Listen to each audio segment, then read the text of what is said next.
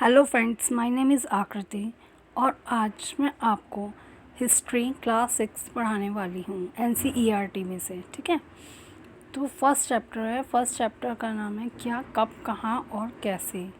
मतलब इस चैप्टर में हम क्या पढ़ेंगे कि हमारे इतिहास में क्या घटनाएं हुई, कैसे हुई, कब हुई, क्यों हुई। ठीक है, तो पहले टाइम में क्या होता था कि न्यूज़पेपर भी नहीं थे और टेलीविज़न भी नहीं था। ठीक है, आजकल की जो घटनाएं होती हैं उन्हें तो हम न्यूज़पेपर टेलीविज़न में देख लेते हैं, लेकिन जो पहले घटनाएं होती थी उनमें क्या होता था कि बुक्स वगैरह में वो रिटर्न की जाती थी। तो उसके लिए हम इस चैप्टर को पढ़ेंगे। पहले जो लोग थे वो क्या खाते थे, कैसे कपड़े पहनते थे, किस तरह के घरों में रहते थे, या फिर उनका क्या काम होता था, शिकार करते थे या कैसा म्यूज़िक सुनते थे, किस तरह की वो लाइफस्टाइल थी उनकी, ये सब हम इस चैप्टर में आज पढ़ेंगे। ठीक है, कई लोग वर्ष पहले जो था लोग नदियों के तट पर रहते थे। ठीक है, यहाँ रहने वाले लोग जो थे कुशल संग्राहक थे। कुशल संग्राहक मतलब जो अपने खानों का, भोजन, फल, जड़, जंगल आदि का संग्रह किया करते थे, मतलब उनको बचा कर रखते थे और वे जानवरों का शिकार भी किया करते थे। तो ऐसे लोग जो थे वो संग्राहक कहलाया करते थे। अब आप ये मैप देख रहे हैं, इस मैप में ये देखिए जूम करके,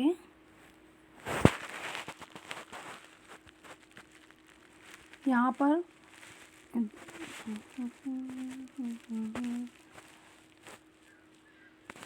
इधर सुलेमान और किरथर की पहाड़ियाँ हैं।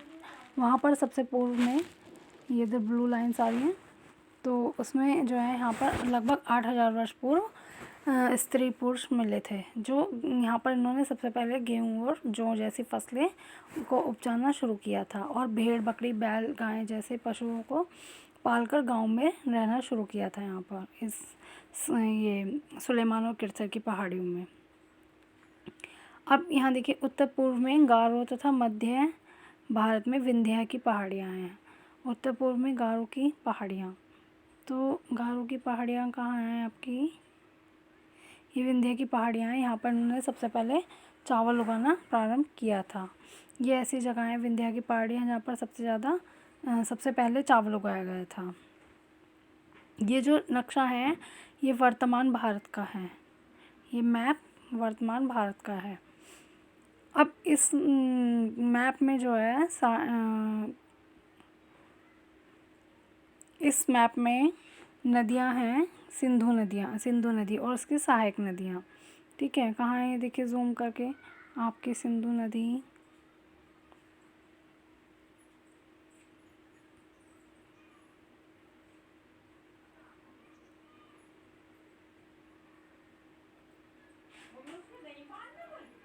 गंगा नदी है आपकी, उसकी सहायक नदियां हैं ये। गंगा नदी के जो दक्षिण में एरिया है इसको मगध कहा गया था और मगध के आज के टाइम में बिहार के नाम से जाना जाता है। बिहार के जो शासक हुआ करते थे वो बहुत शक्तिशाली थे और एक बहुत ही बड़ा विशाल साम्राज्य था और ऐसे राज्यों की स्थापना की गई है भारत के बहुत से देशों में। लोगों ने हमेशा जो है उपमहाद्वीप के हिस्से से एक हिस्से से दूसरे हिस्से तक यात्राएं की गई थी। जैसे भारत है, उपमहाद्वीप है, इसके एक हिस्से से दूसरे हिस्से तक यात्राएं की गई थी, लोगों ने की थी। कहीं पर रेगिस्तान था तो कहीं पर पहाड़ियाँ थी, कहीं पर महासागर थे। फिर इनके लिए जो है यात्रा करना इनमें बहुत जोखिम था, बहुत मुश्किल था, लेकिन उन्होंने फिर भी यात्राएं की। और कुछ लोग यात्राएं क्यों करते थे लोग, शिक्षा लेने के लिए और धार्मिक विचारों को आपस में आदान प्रदान करने के लिए, वस्तुओं के लिए आदान प्रदान करने के लिए, एक दूसरों के विचारों को जानने के लिए। ठीक है, पहाड़ियाँ, पर्वत, समुद्र इस उपमहाद्वीप की प्राकृतिक सीमा का निर्माण करते हैं। जैसे यहाँ पर बंगाल की खाड़ी है, यहाँ पर हिंद महासागर है दक्षिण में, और ये हिमालय पर्वत है उत्तर में। तो इन सबको क्रॉस करके उन्होंने यात्राएं की अपनी। आज की वीडियो में इतना ही। अगर आपको वीडियो पसंद आई तो लाइक, शेयर, सब्सक्राइब करें। Thank you.